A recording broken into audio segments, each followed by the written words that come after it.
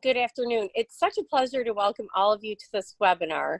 And for those of you that don't know what we are all about, our mission of the Michigan Energy Services Coalition is to support both public and private sector organizations in their effort to reduce energy costs while increasing operational efficiencies, and then leveraging that into much needed infrastructure improvements.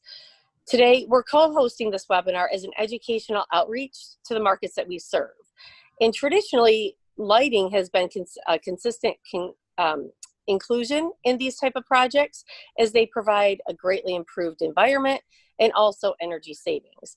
So because of that, a lot of the markets that we serve and our customers look to our organization for expertise in this area.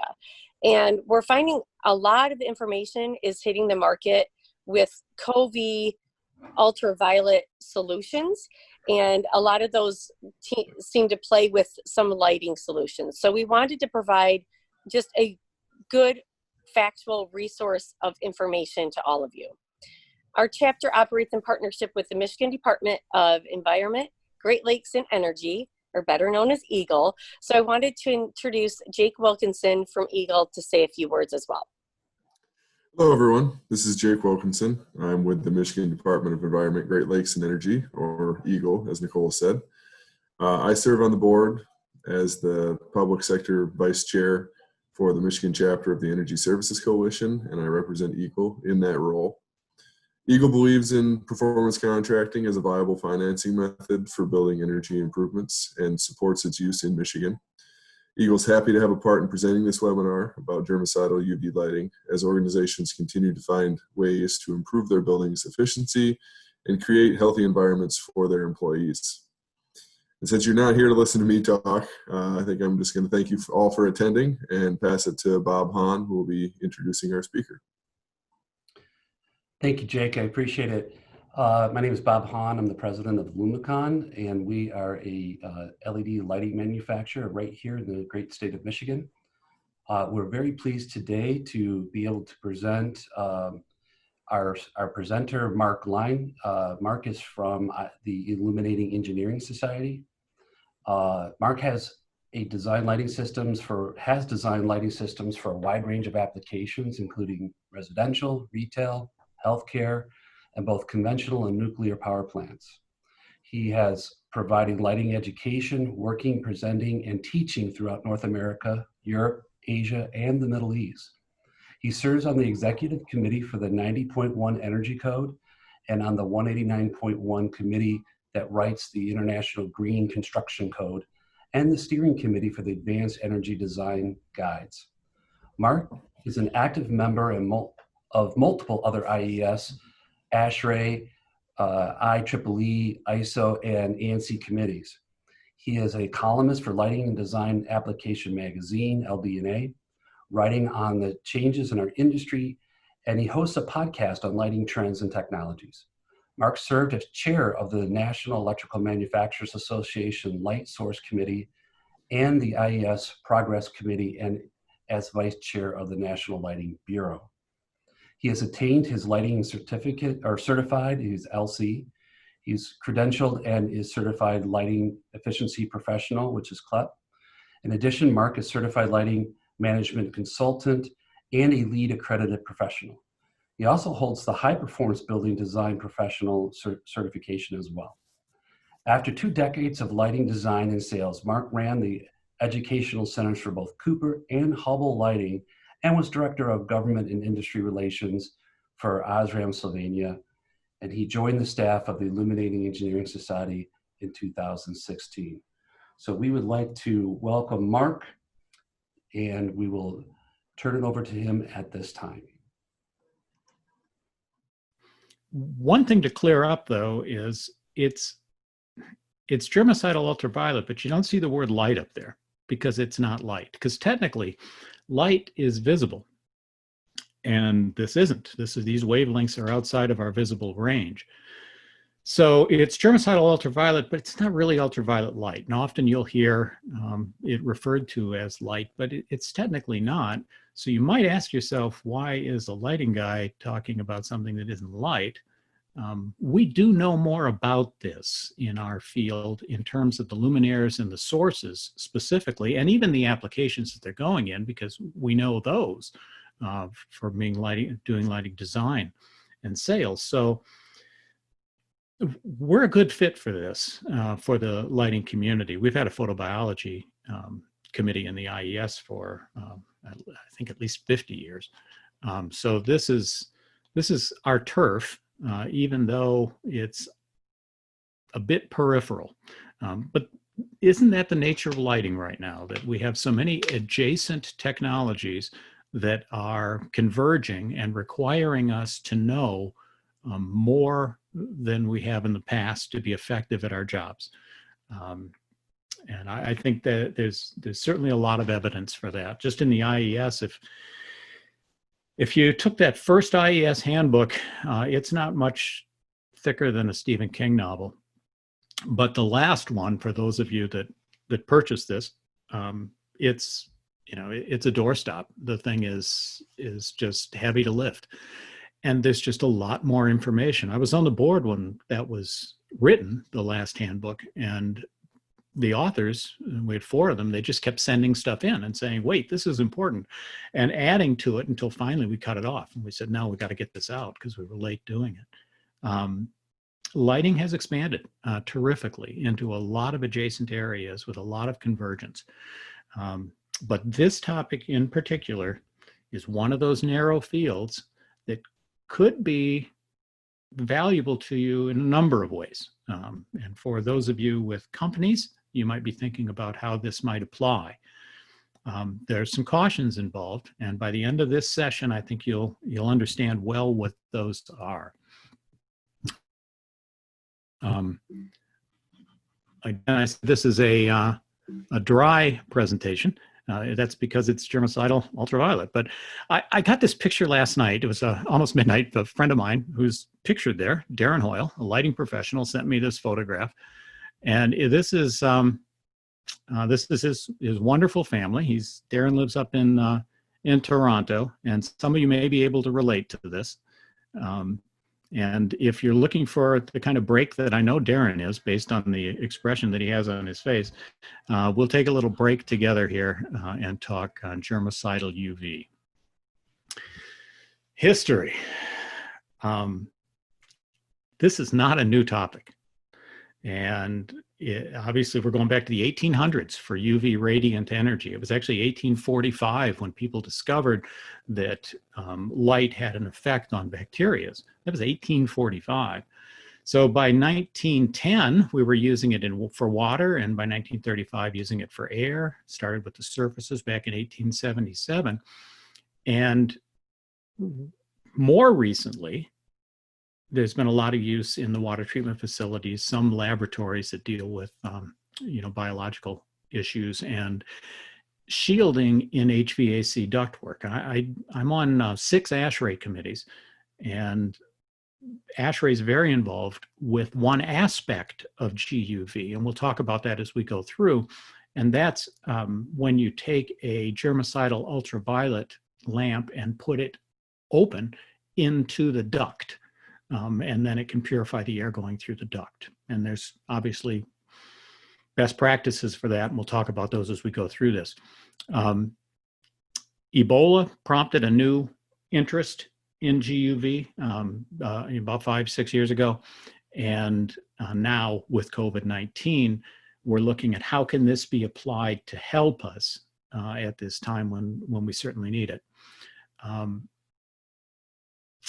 There are safety concerns. We're going to talk about those, but they are, if they're understood, they're worth the trade-off because of what GUV can do in some applications to prevent infections, and that's viruses as well as bacterial infections. If any of you are inclined to read more about the history of ultraviolet radiation, I put a link there for you. It's a very credible link. U.S. Army Center for Health Promotion and Preventive Medicine I have put this out, and you can download it. It's free because it's a government document. It's about 30 pages on the history of ultraviolet germicidal. You'll know more than anyone else on the block by the time we're done with that. A few terminology points before we look at some charts and graphs. And this is not going to get especially technical or geeky. If you want that, at the end of this presentation, there will be links to a 4-hour, it's actually 4 hours and 20-minute webinar given by the 6 authors of a report that the IES produced last month on germicidal UV, and it does get geeky. So you want more information, I'm going to show you how to get that at the very end of this presentation, but I'll encapsulate a lot of the information that is in the report and in the video here to give you this 1-hour overview. So germicidal UV, it refers to using ultraviolet energy, those wavelengths that are defined as ultraviolet, we'll look at that on the next slide, to inactivate bacteria, mold spores, fungi, and viruses. Now, inactivate's a key word here. Actually, with bacteria, you can kill it because bacteria is alive. You can't kill a virus because it's not alive. So we have to use the term inactivate to be technically correct. And you'll also see terms as you look into this field that describe ultraviolet germicidal irradiation, UVGI. That refers to the process applied in a specific application, but often that term is not used because the word irradiation is often equated to X-rays, and there's concern about ionizing radiation. This is not ionizing radiation. X-rays are in a different part of the electromagnetic spectrum. But because of that public concern, GUV is a acronym of choice. So we mentioned that it's not light, even though you'll often hear it called that way. In fact, I watched a webinar recently, and the gentleman is renowned authority. It wasn't an IES webinar, but he always called it UV light. And we did when I was working, with some of the lamps before, but technically not the case. So here's the chart. And what we've got, if you look at the top, that's the electromagnetic spectrum. There's that small visible range that we all see in, somewhere around 380 to 400 nanometers to 700 and some nanometers, all in that range. And then to the left of the visible range is the ultraviolet range. And that breaks down further into long wave UV, that's UVA, we'll talk about each of these, UVB, middle wave, and you can see the wavelengths that define that. It's very specific, very well defined. And short wave UV, that's where we're going to spend most of the time now, that's UVC. Then there's another section called vacuum UV. We're not going to be involved in that area at all. Within the shortwave area, to the far left of the area, 200 into that 222 range in nanometers, that's what you'll often hear referred to as far UV. We'll talk a little bit about that as we go through this as well. So sunlight produces all of them, UVA, UVB, UVC. And it's the most common form of radiation. I've got a little chart there that I grabbed from a white paper on tuberculosis that was describing these effects. And sunlight actually does a terrific job as an antibacterial source. One article that I read by a poultry farmer, it was a small poultry farmer, he actually did the slaughtering outside on sunny days. And that's kind of counterintuitive. You'd think it wouldn't be as clean, but in fact, the state came out to test and inspect his work and said it was the cleanest they'd seen. The chickens would actually be, in the sun, and beef jerky, things like that were dried in the sun in the past, and it works as a sterilizing agent. So UVA, that's the longest wavelengths, then UVB, then UVC, but they all have very different characteristics. UVA and UVB, we're exposed to those when we go out in the sun, but UVC and some of the UVB wavelengths are absorbed by the Earth's ozone layer. So we don't have those wavelengths naturally occurring under normal circumstances. But we can still generate those wavelengths with electric light. So the UVB, that's the one you've got to watch out for. That reaches the outer layer of your skin, the epidermis. UVA rays have a longer wavelength. They get into the middle layer. And UVC, excuse me, I said UVB, but I got them in the wrong order here. It's UVBA. UVA is the one that's going to cause you the sunburns. And then UVC is almost entirely absorbed by the outer dead layer and outer skin with limited penetration.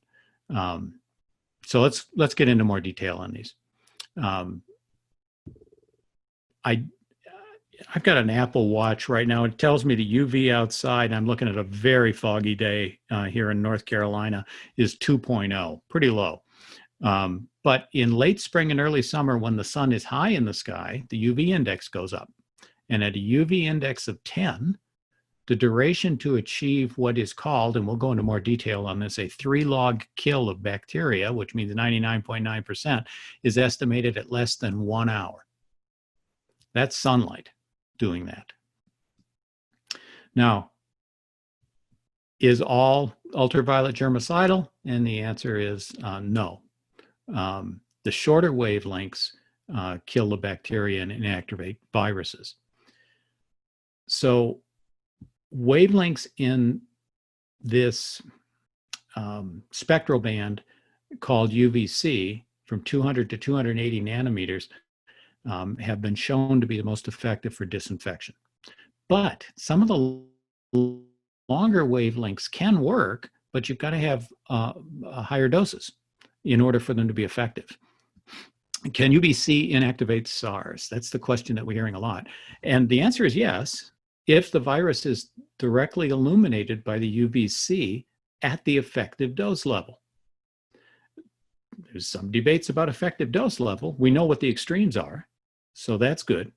But it has to be directly illuminated, and that's a key here also. We're basically talking line of sight. Anything shadowed or wrinkled or whatever, it's not going to work. And that's a concern. That's why that's why it's very difficult to design a product that you could walk through, for example, and have the UVC be effective, even at a higher dose level, because your clothing is going to have wrinkles and shadows, and it may not hit all of you, even if you turn around, which I think is recommended by some of those products. So it could be a good secondary source, but not one that you'd want to have to bet your life on, so to speak. UVA doesn't have the effective emission wavelengths to inactivate viruses.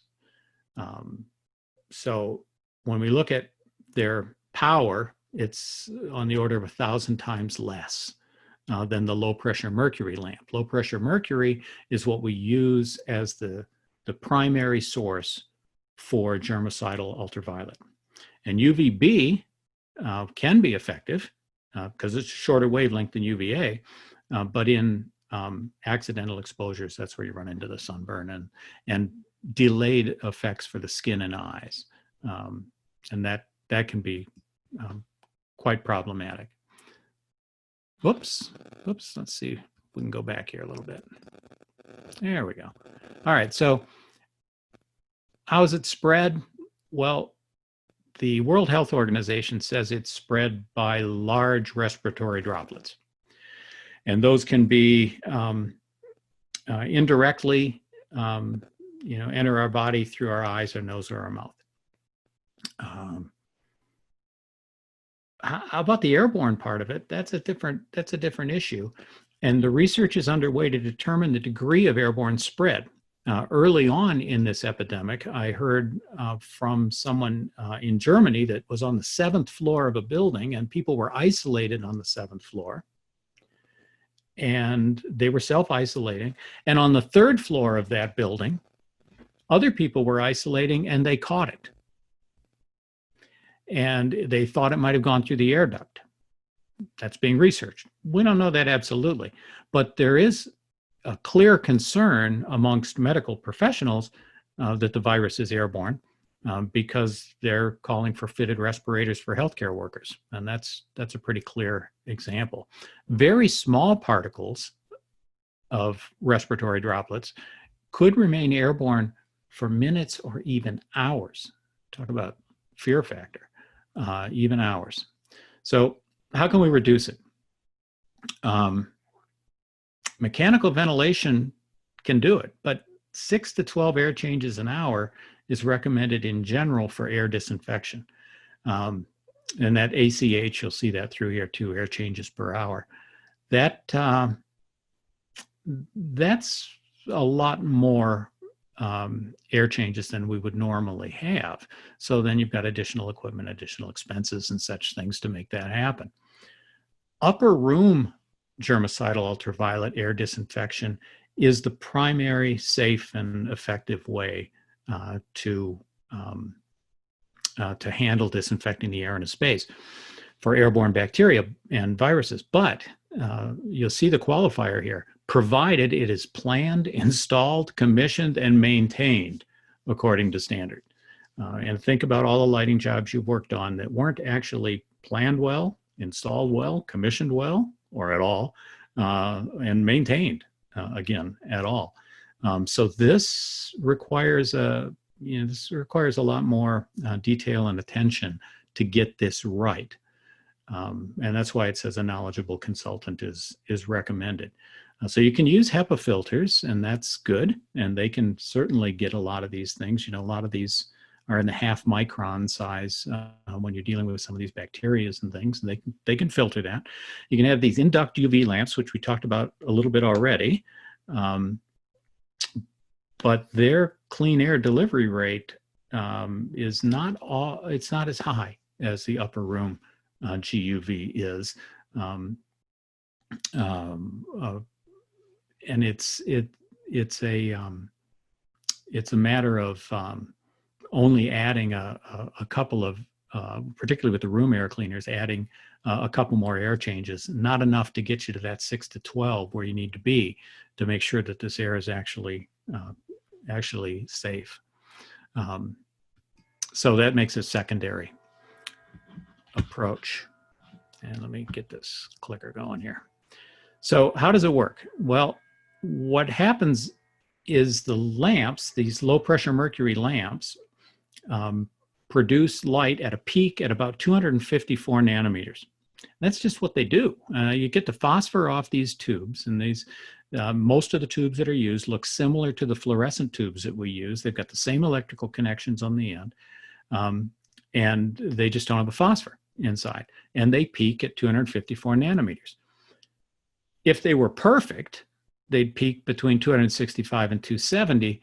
All of that's in the UVC range.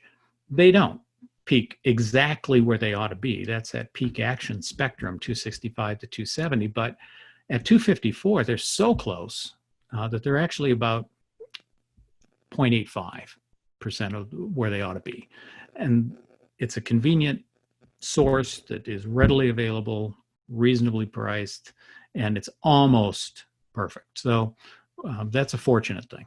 And again, these upper air disinfections with this, they've been installed for this over 70 years in some applications in the US using these lamps. What it's doing is it destroys the DNA and RNA. It damages it so that it can't replicate anymore. And that leads to the death of the bacteria and the inactivation of the viruses. Now, it's used in medical treatment facilities. That's a great application for it, obviously, because we're concerned there about the bacteria and the viruses. We want to control those. So these fixtures, and you know, I had a picture on that last slide. I'll go back to that. You can see how that's mounted. You want to mount these at about 7 feet or so, but no lower than 7 feet in a space. And you see how that particular one is mounted.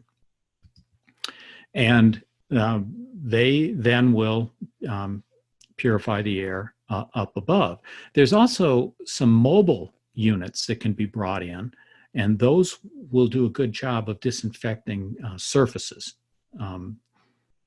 because the air handling is getting what's up above. But if you want to if you want to deal with the surfaces in a space, that's a different unit. So you're going to bring in a mobile GUV unit, and then you could also have it in your air handling ducts as well. And there's some robotic units that are being used in some hospitals, and they were used in China for COVID-19. And those are also a possibility, but there's all kinds of cautions here that we have to talk about if you're having a robot system coming in. The purpose of that, of course, is that no people are exposed to it, but you got to make sure there's nobody in that space when that's done. I listed 3 different ways that GUV can be used appropriately for different purposes. And you can see the quote here on the bottom. This actually comes from a report that we produced at the IES. In fighting a war, a single weapon's never used. So you probably are going to need more than one to do this effectively in some spaces, particularly those medical spaces. So UVC can be a secondary infection control measure for the germ deposits on not shadowed surfaces, directly exposed surfaces. If you're shining the light up, like those upper air disinfection units are, then they're not going to hit what's down below on the surfaces. So the airborne would be taken care of, but not the surface bacteria and viruses. So where viral transmission is highly likely, you may want to suspend the UVGI fixtures, the irradiation fixtures, on a suspended ceiling, aiming them downward onto the surfaces.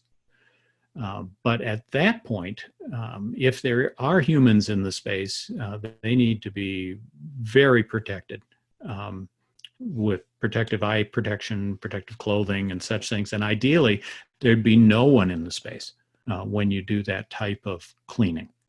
Whole room GUV safely applied in unoccupied rooms where entry is forbidden during the cleaning. So that's key. You don't have to worry about that with the upper air ones if they're installed correctly and maintained correctly. You can work in those spaces because the light is going up. There's louvers on it directing it upward. It's not coming down on you.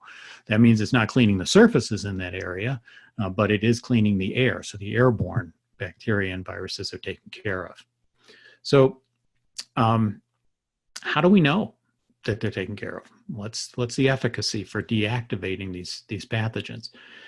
And there's an action spectrum, which is just, ideal response spectrum for an effect.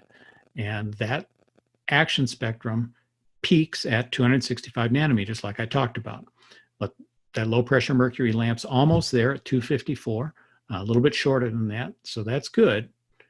But if you go a little bit further into the UVB at 313 nanometers, I said it could still be effective, but look at the relative effectiveness, 1/10 of 1% compared to that mercury lamp. So that's not 1/10 of 1%. That's not a confidence builder. So you have to look at the wavelengths of the products when you're evaluating products to see where they fall. And if it's low pressure mercury, it's going to fall in that 265 or 254 range. Ideally, it should be 265. So there's an exposure dose, which is part of the dose rate, right? How long is it going to be exposed to this and how intense is the irradiance? And there's a nonlinear relationship here, and this is where we get into that term that I had earlier called a log kill. So the nonlinear, and this presentation will be recorded and it'll be available to you if you want this later. If anybody wants a PDF of it too, we'll make sure that that's available. So you don't have to worry about any notes on this. It's not anything that we can necessarily digest all at once. But when it comes to log kills, a 1 log kill is going to take out 90% of the bacterial population. If you double the intensity, you kill 90% of the remaining 10%, which gives you a 99%, or a 2-log kill, 99% of it's killed. A 50% decrease, a 3-log kill would get you to 99.9%. So 3-log kills, what you're generally looking for, or more. And a 50% decrease, also not linear, it cuts the efficacy from 99 to 90. It's just conversely the same method here. So it's nonlinear. And humidity has an effect. The high humidity can be problematic. So if you're in an area with high humidity, that is also one of the cautions that you have to concern yourself with. So I showed you a picture already of what upper room GUV is, right?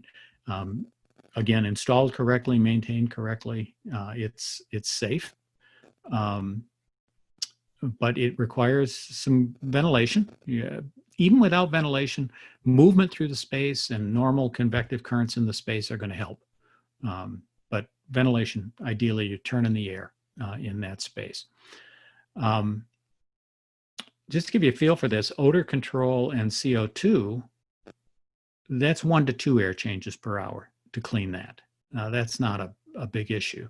But air disinfection, 6 to 12, that's serious. And if you're looking at any of these portable units that go into the space, and you look at the size of the rooms you're putting them in, you've got to calculate this. How many times are they changing the air per hour in that space to be effective? Here's a picture of the lamps and these are like a PL lamp, right? But again, no phosphor. So these UV lamps come in this configuration, like PLs, obviously, because you're looking at them, or in linear tubes. So those go into the air duct, and then typically you've got a window, either plastic or glass, which would filter out the dangerous UV, that allows you to look in and see if they're on at any given time. So in a small room, you might be able to pull an air cleaner in. Larger rooms, that's just not a practical approach for air turn. So these can be a good addition, and they go in the ductwork. So you're not directly exposed to this except through a glass or plastic window. And the question there is, do the windows need to be covered when it's on? And glass typically will remove the UVB and UVC transmissions almost without exception. The glass can vary quite a bit, so it can have an effect on this. But typically we think of glass as eliminating the dangerous part of the UV spectrum. If, however, your source is a pulsed xenon lamp, which is also a source that you'll see used in some germicidal luminaires, then you do need to cover it because of the nature of that pulsed lamp. No concern with upper air installations because it's all happening above you, like you see in this illustration in the lower right-hand corner. So you see where the fixture is located, and then you can see the range of how the light's coming out. It's not affecting the people down below. Again, mounting height is really important. If anybody gets into that space up above, if you get on a ladder or if you've got a mezzanine up above, you want to make sure there's nobody up above that 7 foot, because then you've got a whole different set of safety criteria. But the way this is laid out, you could function in that space. One of the questions that we heard a lot was, can we disinfect masks and surfaces with GUV? And yes, you can do the surfaces as I described before, but not with the upper air. The surfaces are going to have a direct source on them. So it's going to have to aim downward. The typical way that the masks have been dealt with is with hydrogen peroxide vapor disinfection. And there have been studies showing UV disinfection with high doses, and there's some guidance available from the National Institute of Occupational Safety and Health and the FDA. The National Institute of Occupational Safety and Health is part of the CDC and the FDA, and they've got some temporary guidance on this right now. The handheld products that you see, and if you go to Amazon and you type in germicidal lamp, you're going to see a ton of these things. they have wands that you wave over things that are supposed to disinfect them. And there's some little boxes that you can put your cell phone in, all of those kind of things. The issue with those is dosage and time. If you just wave that wand over an object, I wouldn't be counting on that to have worked. It may take several seconds in distribution area that it covers in order to work, or even longer, depending on the device. So there's a risk with some of these products. They're cheap, they're accessible, they're not regulated, but they could really give you a false impression of how effective they are. Talk about safety. Yeah, I mentioned this, upper room GUV, at least 70 years. Compared to the UVA and UVB, UVC is almost entirely absorbed by the outer dead layer and outer skin. Limited penetration to the deeper layers where the cells reproduce. So there is a safety limit at 254 nanometers for UVC. That's 8 hours at 6 microjoules per centimeter square. So that's established. 10 minutes of summer sun exposure at a UV index of 10, which is, reasonable summer UV index.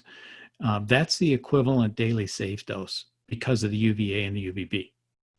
Because at that point you're getting a little too much of that UVB. Upper air GUV installation typically recorded at less than a third of an 8-hour dose. So in an 8-hour period, you can less than a third of what the maximum would be in a daily safety limit if you've installed them correctly. The human eye is most susceptible to the upper room GUV issues and sunlight because it has no outer dead protective layer. So you can end up with some eye irritations and things, but they're not long-term consequences. Those are transient, and they will disappear if you get an accidental UV exposure. And I put a couple of signs here that I found too that you'd put in a space. This particular one, if you're doing surface disinfection, you wouldn't want anybody in the space, ideally, but you certainly want signs up to warn people. So here's some guidelines and safety rules. If you're dealing with low pressure mercury or pulse xenon arcs, they're a little bit different, but all lamps have some general safety requirements that you need to deal with. And I've listed what those are here, and we've talked a little bit about them already. If there's anybody in that space, they should be wearing protective equipment. And then the low and medium pressure mercury. Medium pressure mercury isn't as common. Low pressure is the tubes and the PL lamps like we've talked about. Medium pressure it's much stronger. We see it sometimes in water decontamination, but it's not as efficacious. But because it's ultimately stronger, there are reasons why it would be used and trade-offs for it. So if someone's in a space with these plastic or glass face shields over the eyes and face, particularly keep the eyes covered, special gloves to protect your hands, and full clothing to cover all skin if you have to work in these areas at all. And then you want a meter, and we'll talk about meters too, and you want to check that dosage against what's considered safe. And then with pulse xenon, you can see that it's more serious. You're going to be wearing welding or cutting goggles. A little more inconvenient than wearing a mask to the store, huh? So welding or cutting goggles to protect yourself from that. Now this is safety rules for air disinfection. That last one was surface, okay? Now we're talking about air disinfection. So with air disinfection, again, you've got the same kind of concerns for all lamps, but with upper room UVG, again, we don't have the same level of concerns unless somebody goes into that upper space. They get on a ladder, they are on a mezzanine, there's an open second floor exposed, whatever. At that point, that's a problem. They need to be either in protective wear or get down below the 7-foot level where these are mounted. And then any air handling units, that's at AHU right there, air handling units with internal lamps, you've got an access panel for it, and you're going to have some type of glass or plastic door so you can see whether it's on at any given time.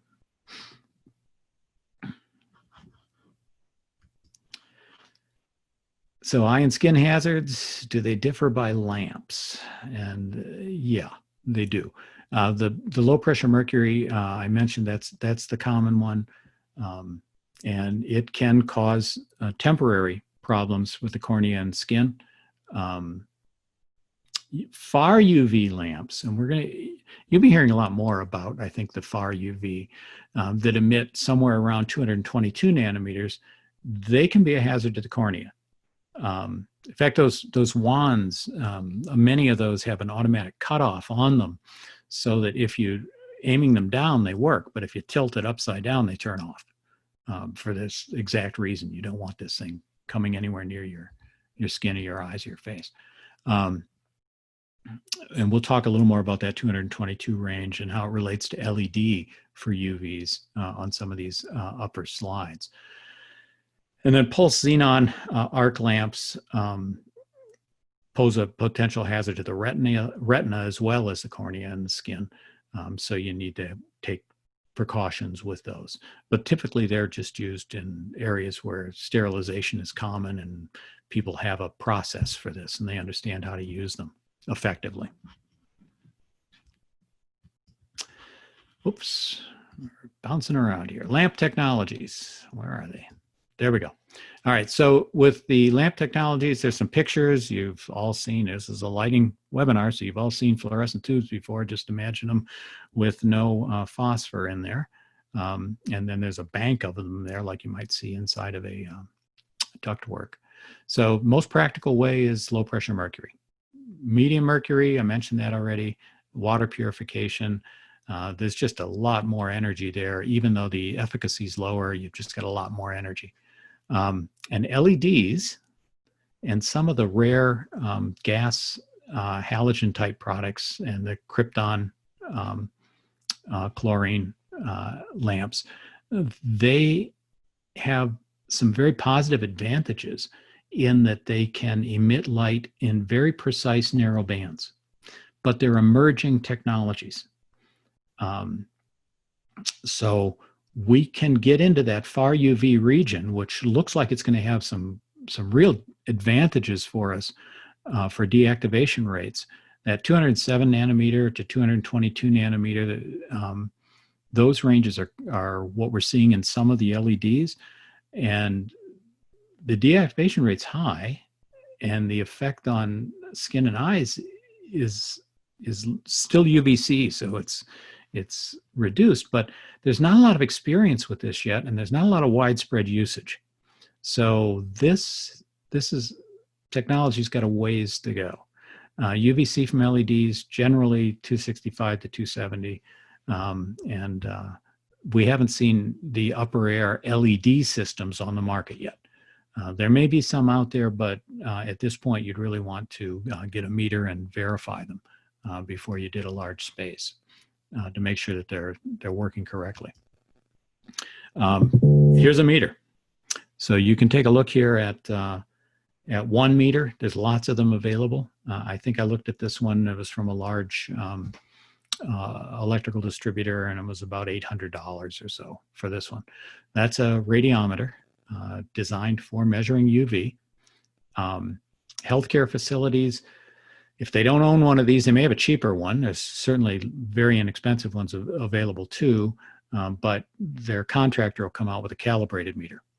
For those of you that are in the ESCO business and you're thinking about buying a meter here, you're going to need to spring for a calibrated meter to be effective at what you're doing and to minimize liabilities.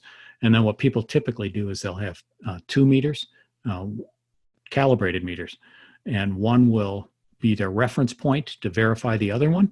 So you compare them periodically, and you use one out in the field until you send it in to be recalibrated, and then you use the other one. I have my son-in-law works with an ESCO, and they're looking at moving into adding GUV to the product mix and the expertise that they bring to their practice. With these cautions in place and with the guidelines that are in place in the CDC, that's viable to add that to a business. You just got to be careful where you use it. It can be overused, and we'll talk a little bit more about that too. UV and air ducts, there are ASHRAE documents on that already. 185.1 and 185.2, you can get those at Tech Street or the ASHRAE site if you want them, but that's for in duct work, for germicidal ultraviolet in the ducts. And you should know that UV rays will, they've got some degradation that they cause for paints and plastics and air filters, which is one of the problems with trying to use it to clean masks. And it also, if you've got a hanging plant up in that area where you're putting the GUV upper air disinfection, hopefully it's not a plant that you like, because it's not going to do well there. Costs are always a concern. Make sure I didn't skip one there. Nope. So for this, I went to I've got the URL here if anybody wants to go to it. This is stoptuberculosis.org, stoptb.org. And they looked into URGUV costs. You know, these are going to vary. I mean, the cost for electricians varies tremendously regionally, and the cost of products vary and all of that. But when you see a breakdown here, you really get a good feel for it. They're saying that the estimated unit cost on a GU fixture could be $200 to $2,000. I've certainly seen them in the $2,000 range and seen them in the $800 to $1,000 range, but that gives you kind of a breakdown on it. It says unit cost of $1,000, estimated unit cost $2,000 to $2,000. For their purposes here, they put one in at $1,000. You can sure find them in that range. Then they get into life cycle cost, and for those of you in the ESCOs, you know that story, right? But look at the breakdown here. What happens when you get to the bottom line after you've added in layout and design and installation and all of those factors? You get to the bottom of this, and you can see that an individual unit is costing you, $13,495. But if you have 10 units, then that breaks down to about $4,600 a piece. And if you've got 50 units, then there's a economy of scale involved. So it breaks down significantly beyond that. And it may be that some of this isn't a cost that would necessarily be your issue. It may be you have someone on staff that can do installation, someone else that understands layout. You may have a meter already. I mean, some of these costs may not be applicable, but that should give you a feel for what the costs are. And to summarize it, we've got airborne transmissions, okay, and surface-borne transmission.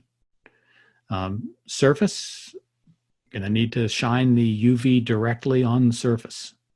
And that's the only way it's going to be effective. The upper air can be treated. So the airborne infection we can treat with the methods that we've talked about. I got a list here on a fourth method that we really hadn't talked about, but that's just to take an open fixture with a GUV lamp at a height over 12 feet, and that'll take care of airborne and surface, but ideally there'd be nobody in that space.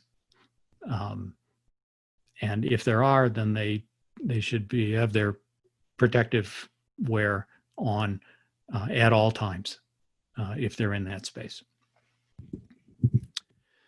Advantages and disadvantages. Got them listed.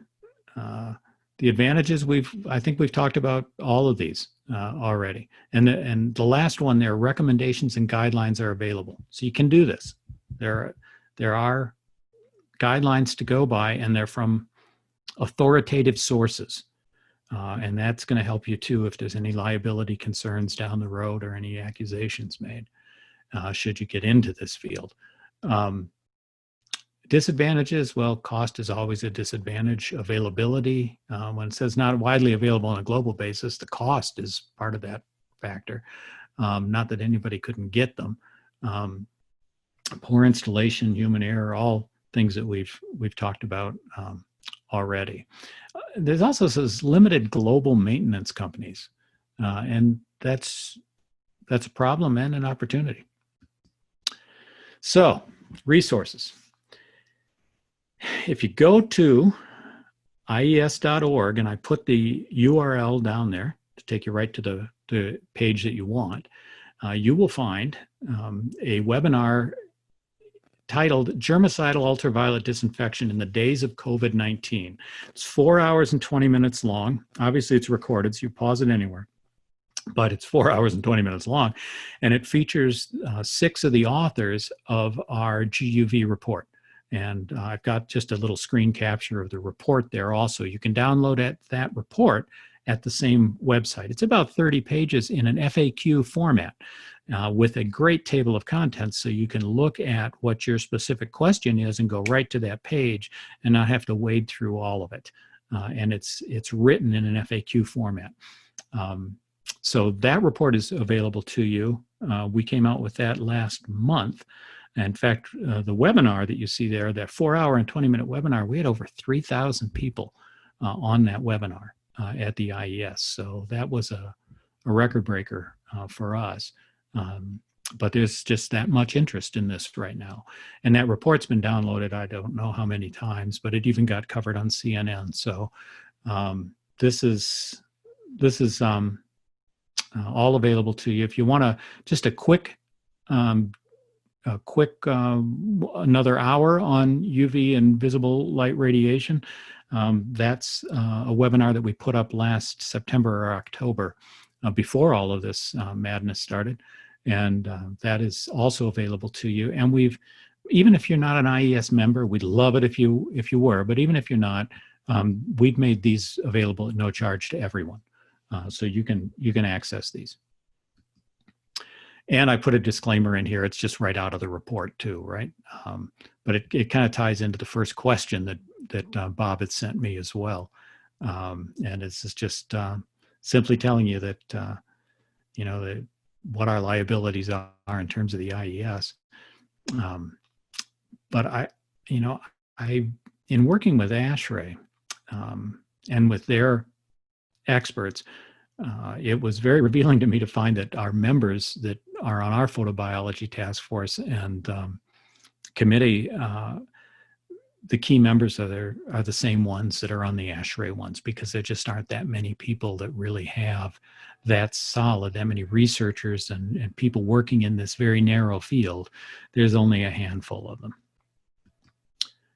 And with that, we can move into some questions.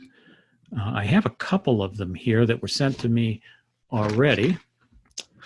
So it says here, stop show. Okay. And I see we've got some things going on in the chat box here. All right. So one of the questions that I got, and it's an excellent one, I hope my answer is okay. This question is, what are the liabilities of specifying UVC lighting, both health and legal? Well, you've seen that the safety concerns, we've addressed all of those. And if you do it right, and there are clear guidelines for it, then you can certainly create a safe application that won't prevent someone from suing you if you have a safe application, because that happens, right? But you're on pretty good ground if you follow the CDC guidelines and the World Health Organization guidelines. They're fairly clear on this. And if you follow those, you have a meter, you can measure the exposure, you're taking the appropriate precautions, you should be in pretty good shape legally. The health part of it's a different story. And here's the problem, and really it ties into one of these other questions too. Here's the question that I got, and it says, are there viable applications for retrofitting public facilities with GUV for disinfection?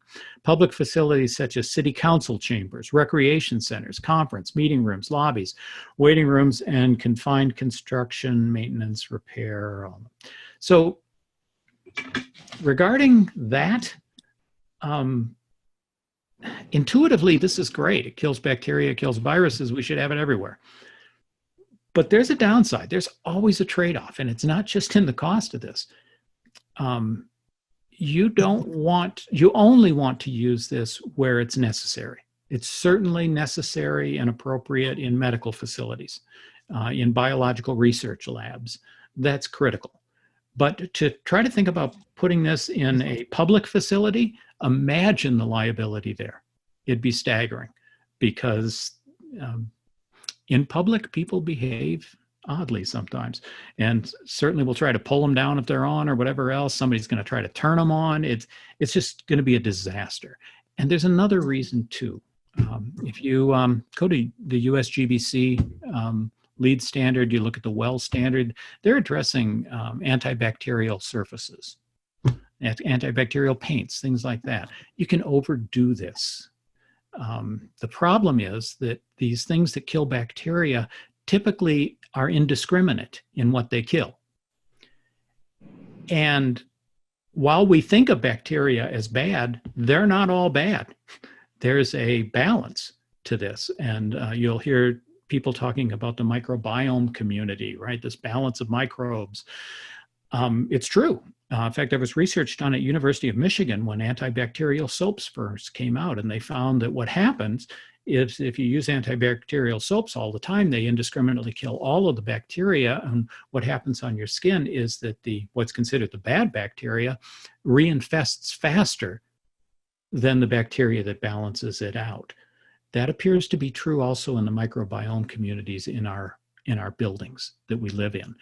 And when I say live in, over 90% of an American's time is spent indoors. And that community indoors of these bacteria and substances, they aren't all bad. So you don't want to indiscriminately kill everything. That's problematic. You definitely want these, and they can help us in certain applications, but not everywhere. There's also a question here about outdoor lighting GUV applications, and are they available or under study? I can't think of any that are.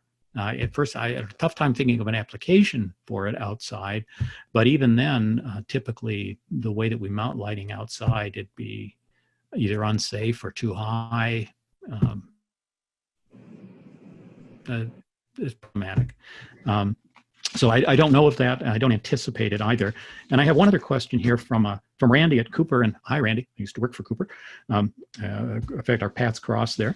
And Randy had a couple of questions here. He said that, let's see, luminaire codes and standards and medical devices don't fully cover the applications that have resulted due to COVID viruses. Please address the gap in thoughts on bridging organizations rushing to make GUV guidelines to codifying bodies.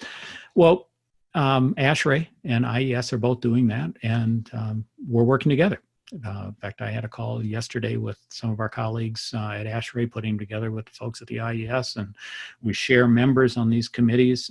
So I think that's partially my job, to make sure that the organizations that are responsible for this are working together.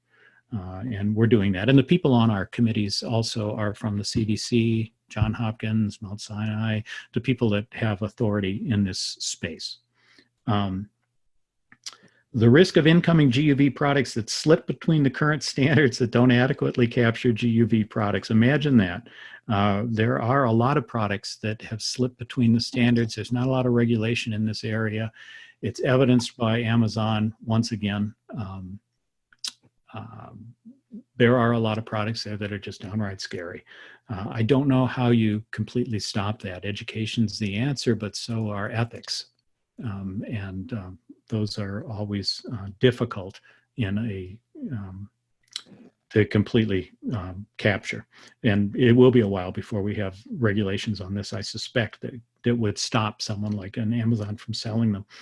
And it says LED and GUV because there's few LEDs that can produce radiation at adequate UVC wavelengths and sufficient power. That's a question, but it's really a statement as well. There are, that's the problem with the LEDs right now is, first of all, we need more experience with them. We need some specific studies at narrow wavelengths. And then we also need high enough power to make these effective. And Bob, those are the questions I had. We're a few minutes over already. Do you have others No, I mean, we do have others, yes. And some of these you've already actually touched on, but if you want to just recap again real quick, just to make sure that we did answer it, that'd be great.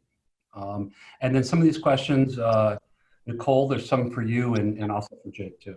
So the first one here, and then I'll let Michael, you'll do the second one. The far UVC light, this type of UV claims to be human friendly. Is this viable protective UV concept? Is it a new concept, or is this years, decades old? What are your thoughts?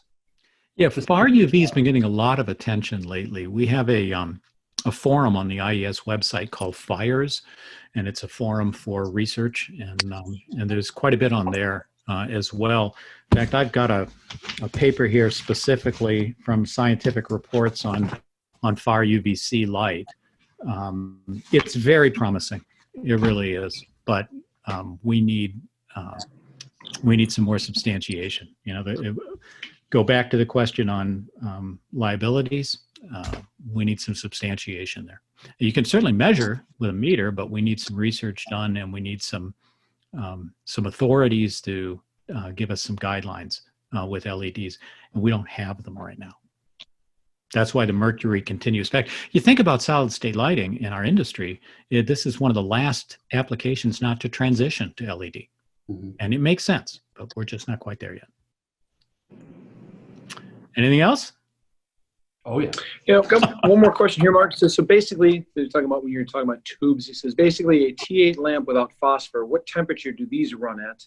I'm seeing temps in the 1200 F range. Is that a different lamp technology? That's interesting. My understanding is that they're operating at the same wattages, okay, same electrical connections.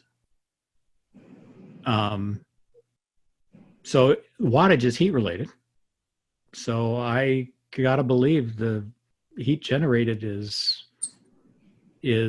proportionate to the wattage, so it'd be similar to a phosphor-coated fluorescent lamp.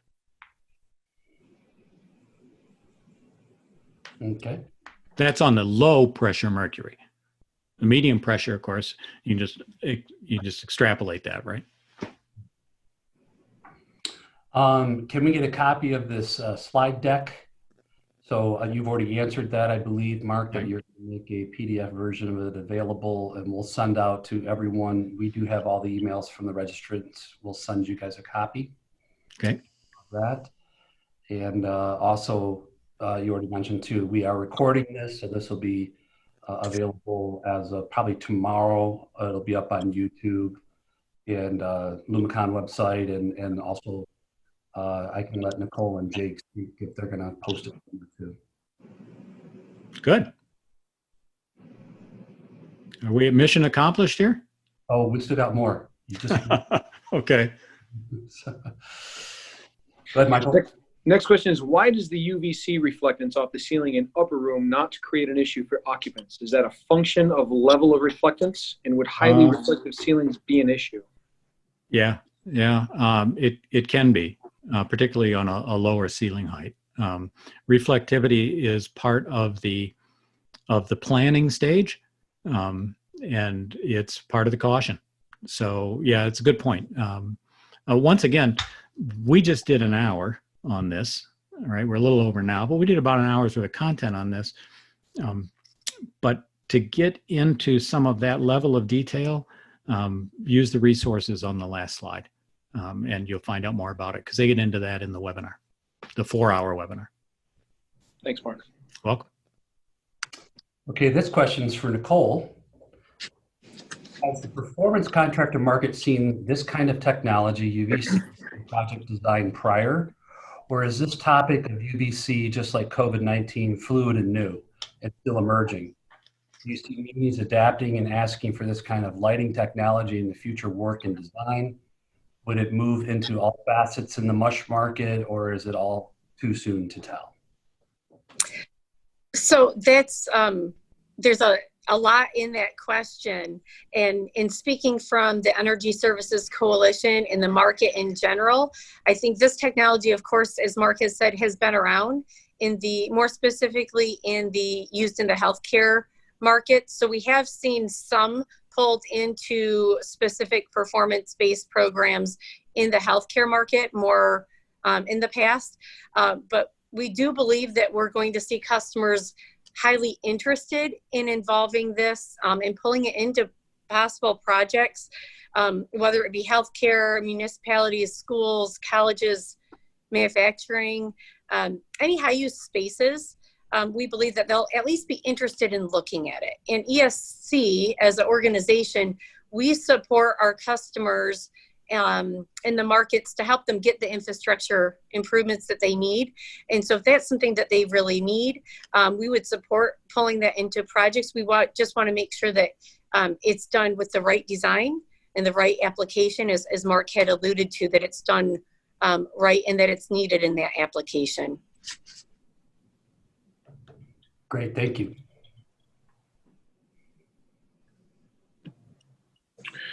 All right. A quick question. Once a virus becomes inactive, Mark, can it be reactivated? I would have said categorically no until COVID, because there's a lot they just don't know about COVID-19. Can you get it again, Michael? Once you've had the COVID disease, can this virus cause you to get it again? Well, nobody knows, right? Based on precedent, you've destroyed the DNA and the RNA. They're not going anywhere. They're not replicating anymore. So based on precedent, I don't think there's any way they'd reactivate. But this is a novel virus that we're dealing with now. And there's a lot that's novel about it. So I don't want to categorically say anything about it because we don't have any R&D. But based on precedent, if you're killing the RNA and the DNA, this thing can't replicate. Sure. Good point. Thanks, Mark. Welcome. This question is for Jake. Jake at Eagle. Does state of Michigan, Eagle, anticipate UV technologies to be formally introduced into environmental code and governing law going forward as a means to address public safety? Or would that kind of policy update be handled by others? So building codes in Michigan are controlled by the Bureau of Construction Codes, which is in the Department of Licensing and Regulatory Affairs. Those codes are generally adopted based on standards established by either ASHRAE or the International Codes Council. I haven't been seeing anything related to UV being included in those codes. That being said, Michigan does have the ability to amend any standards that they choose to before they would adopt that code. Generally, that's to remove things from the standards and not to add them. They have the ability to do either. Usually it's something removed based on a cost-effectiveness judgment that's made. But long story short, I haven't really heard of anything being implemented. As far as if it were to be a policy or law change, that could be done by the governor. Obviously, she's been doing a lot of executive orders lately, so that is a possibility in the future. And then the legislature could also, establish some public act or something that would require it. So those are the only policy levers that could be done, that to my knowledge. And then, like I said, incorporation into a code would be more of an administrative change, but I haven't heard about it trending in that direction at this point. And it'd be premature for that anyway, because as I indicated with the GUV upper air disinfection, which is what is being advocated of the options as the safest and most effective, that technologies for airborne viruses and bacteria, and the research is still going on to say how much of the SARS, COVID-2 virus is actually communicated airborne as opposed to surfaces. That research is still going on, so it might be a little early to put a regulation in place mandating it, unless it's just extremely cautious.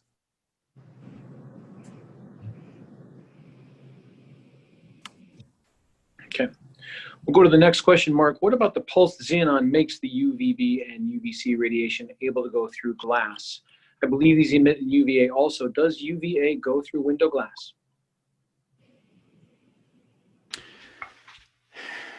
Glass is considered an excellent filter for all UV. The pulse xenon, I'm going to speculate that it's the intensity that's allowing it to be some issues, but there's also issues with the glass. What's the composition of the glass itself? You take a quartz envelope for a metal halide lamp, for example, classic example. It's eliminating the dangerous UV until it breaks, right?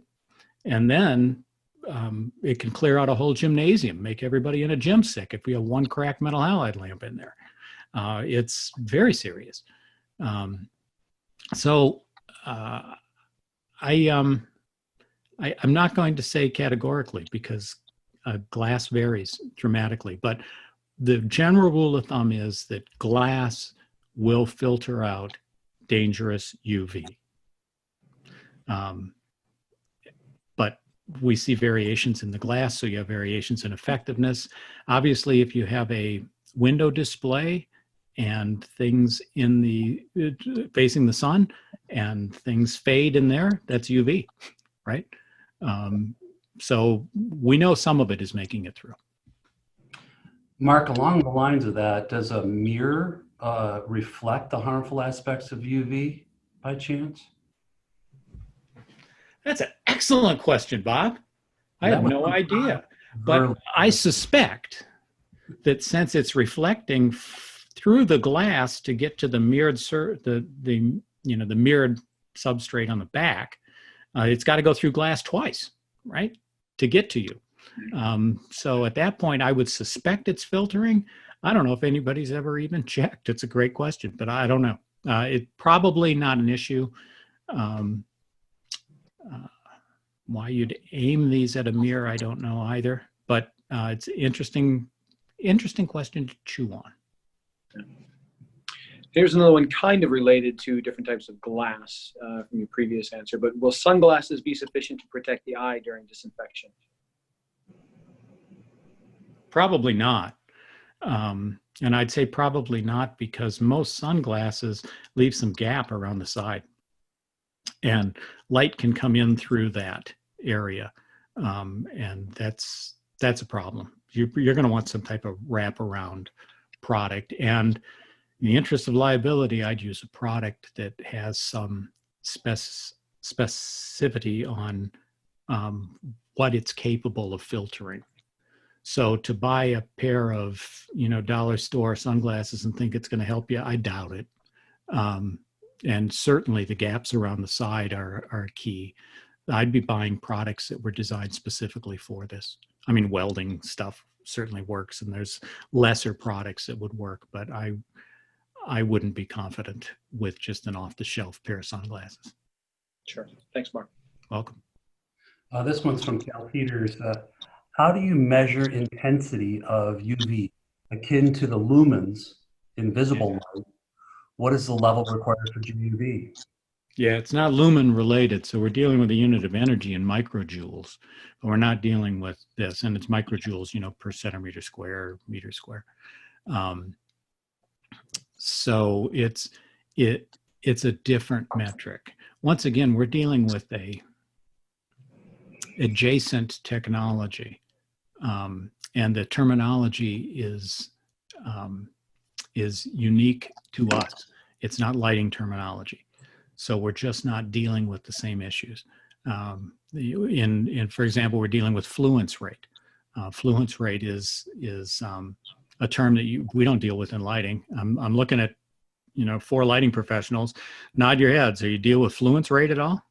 No. Right? Microjoules? No. Right? Okay. So, this is similar to horticultural lighting, right? You're going to go into an entirely different metric. They're not going to ask you, typically about lumens. They're going to, you're going to get into the metrics that are associated with that field. And we don't have that level of unification right now. So it's not a direct correlation. But the meter will take care of it for you. Thanks. Next question, has there been any consideration given to the effects of UV germicidal applications on, quote, good bacteria in the built environments, such as the bacteria that lives in the human body and is essential to effective immune development? Yeah, I attended a class on that year before last, and they didn't indicate. It was a question that was posed by the instructors, and they didn't indicate that there is any differentiating the action spectrum for the various bacteria. It may be that some of that work has happened since, but I don't. Most of it is indiscriminate. It just kills it or deactivates it all. I could imagine, particularly with LEDs and the abilities that we have to have very narrow spectral distribution and spikes with LEDs, I could imagine that you could get to that point. But Michael, I don't think we're there now. Right. I don't think we're close. Sure. Thanks. Welcome. All right, this question is, have optics been effective at focusing and increasing the intensity of GUV, whether traditional GUV sources or with LED? With glass, plastics in the light path filter or in the light path filter, quote unquote, filter germicidal effectiveness, degrade those plastics, or other concerns? Yeah, it would degrade the plastics, but I haven't seen it. I mean, these are louvered fixtures, right? So there's your optic is louvers. And when you think of a fluorescent tube, it's pretty hard to get a good optical control out of that, source. It's not a point source, right?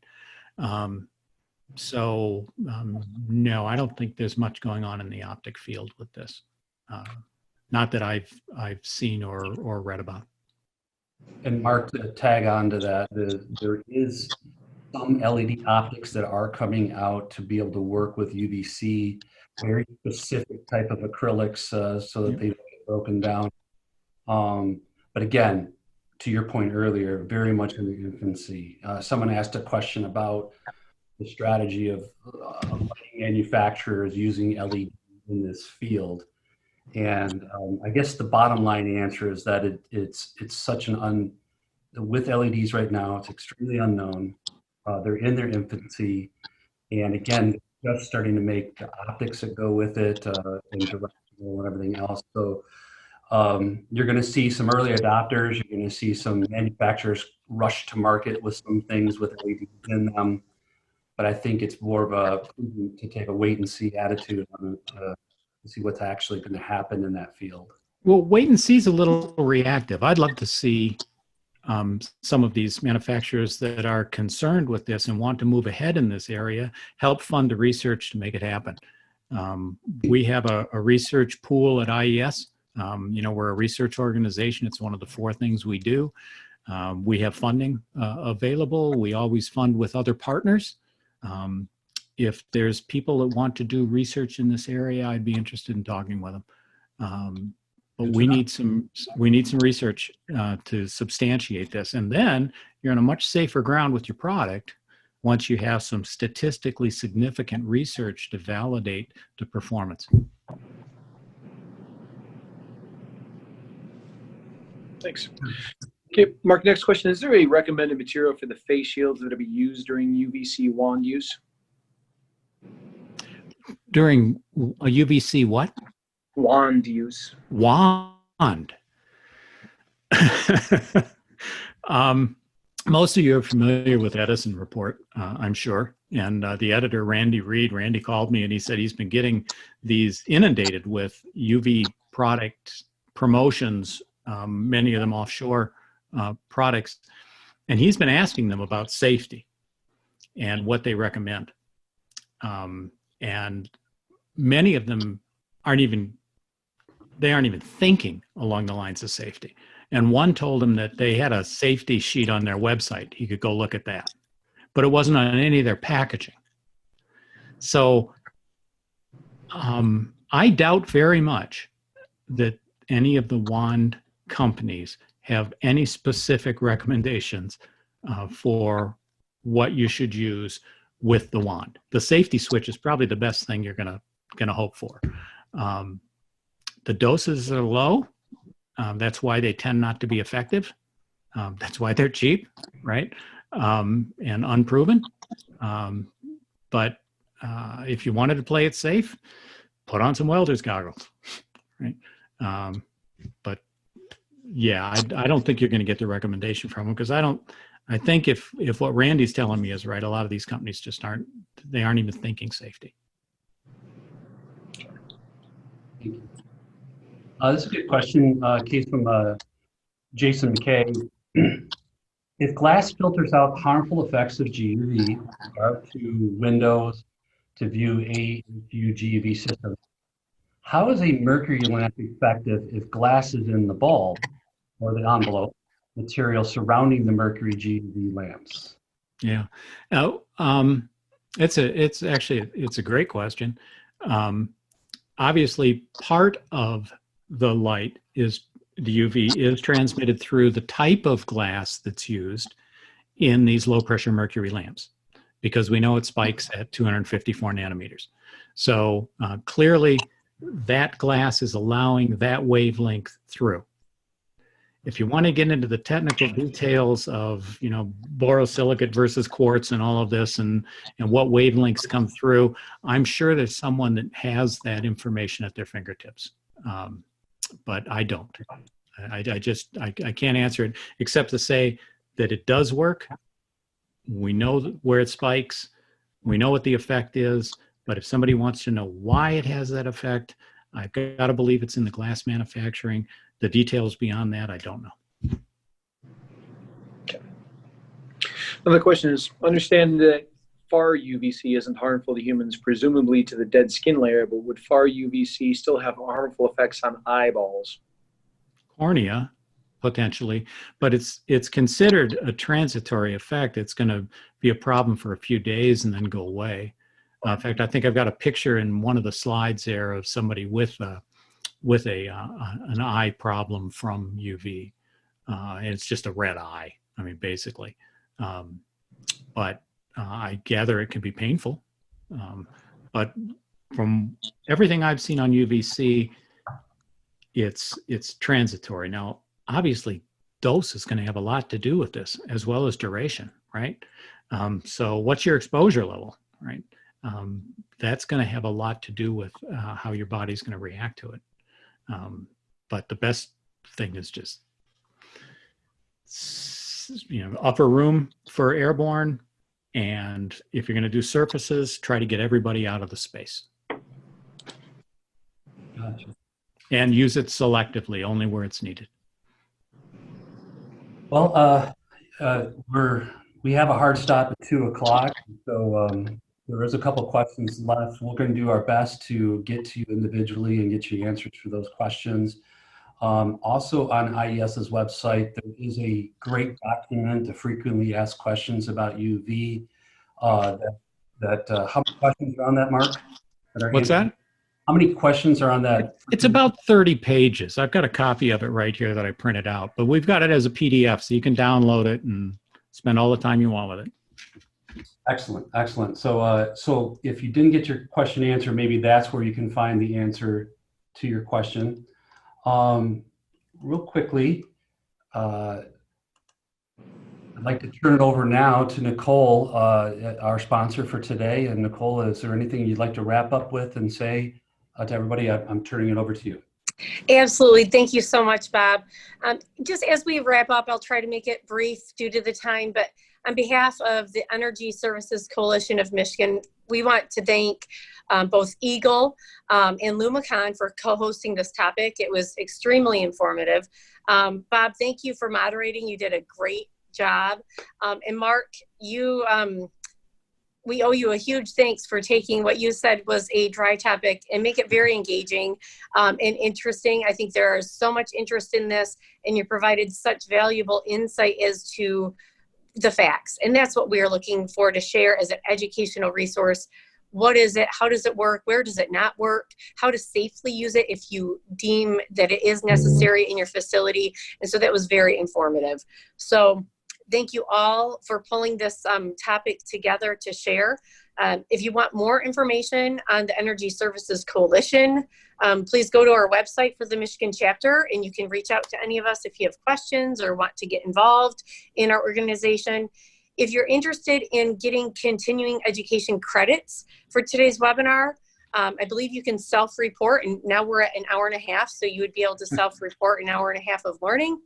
If you need additional documentation, reach out to us through our website, and we will get you some type of a certificate if you need that documentation. Thanks again to everyone that's on the call for joining us today, and I wish you all well. Thank you, Nicole. And that's it for today. So thank you very much, everyone, and have a Thank you. stay safe out there. Thank you. Bye-bye. Thank you.